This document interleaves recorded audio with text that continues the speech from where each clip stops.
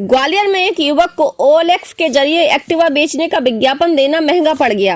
OLX पर विज्ञापन देखकर एक जालसाज प्लानिंग के साथ युवक के पास पहुंचा और टेस्ट राइड लेने के बहाने एक्टिवा लेकर फरार हो गया। अब पीड़ित युवक की शिकायत पर थाटीपुर पुलिस एक्टिवा लेकर भागने वाले जालसाज की तलाश में जुट गई है।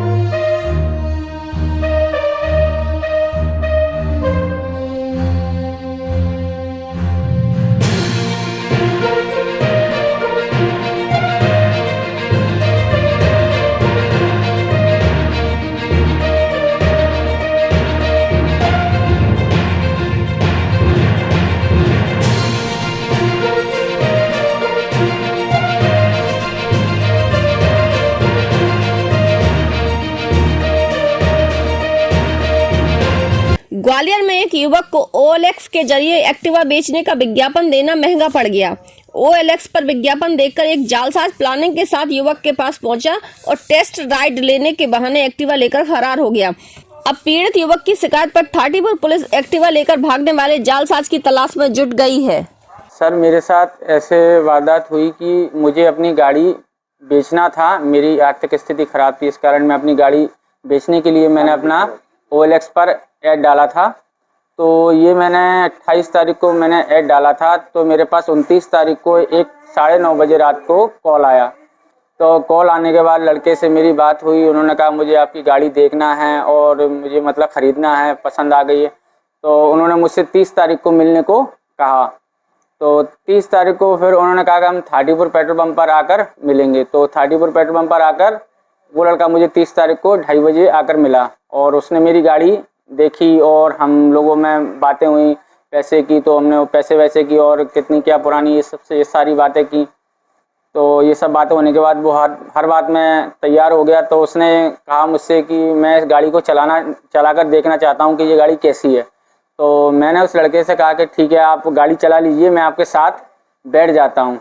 तो मैंने लड़के को चाबी दी, उसने गाड़ी स्टार्ट की। तो जैसे ही मैं उसके साथ पीछे बैठने को हुआ तो वो मुझ में धक्का मार के और मेरी गाड़ी लेकर भाग गया।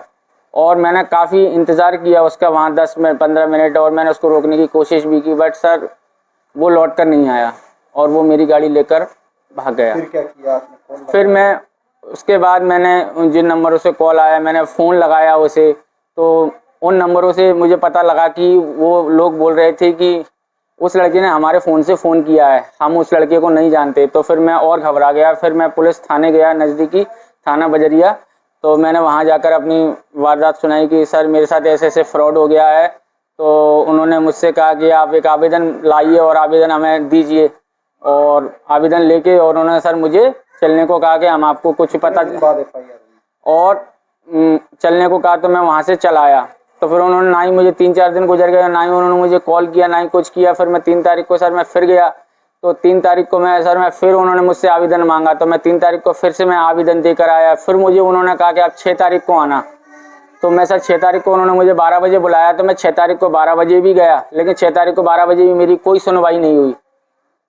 फिर उसके बाद मैं शाम को गया। तो शाम को वहाँ TI साहब बैठे थे। मैंने उनसे कहा कि ये वो। तो सर उन्होंने मुझसे फिर आवेदन लिया और मुझसे फिर उन्होंने जाने को कहा। तो फिर मैं बहुत परेशान हो गया था। तो फिर हमारे यहाँ के माननीय सतीश सिंह सिकरवार जी हैं, तो मैं उनसे मदद की गुहार लगाने के लिए गया। तो मैं उनके पास गया। जब मैंने उनको अपनी दास्तान सुनाई तब उन्होंने फिर थाने में फ़ोन किया, जब जाकर मेरी FIR दर्ज हुई। थाटीपुर में एक फरियादी रंजीत परसाड़िया है, उनके द्वारा रिपोर्ट दर्ज कराई गई है कि उनके द्वारा उनकी एक एक्टिवा गाड़ी थी, OLX पर उनके द्वारा ऐड दिया गया उसको बेचने के संबंध में। तो उस संबंध में एक व्यक्ति का उनके पास फ़ोन आया था। वो फ़ोन पे पूछा था कि आप गाड़ी कहाँ दिखाएंगे, तो इन्होंने थाटीपुर पेट्रोल पंप का बताया था कि मैं थाटीपुर पेट्रोल पंप पे एक टाइम निश्चित किया था कि उस टाइम पर आपको मिल जाऊंगा। तो उस व्यक्ति ने इनको फ़ोन करके इनका हुलिया पूछा कि आप कैसे हुलिये में हैं, तो इन्होंने अपना पूरा हुलिया बता दिया। फिर वो व्यक्ति से इनने सौदा करा, सौदे में इनने जो बातचीत करी, जो पेमेंट मांगा, उसने कहा पूरा पेमेंट दूंगा आपको, और पेमेंट पहले मैं ट्रायल करूंगा गाड़ी का।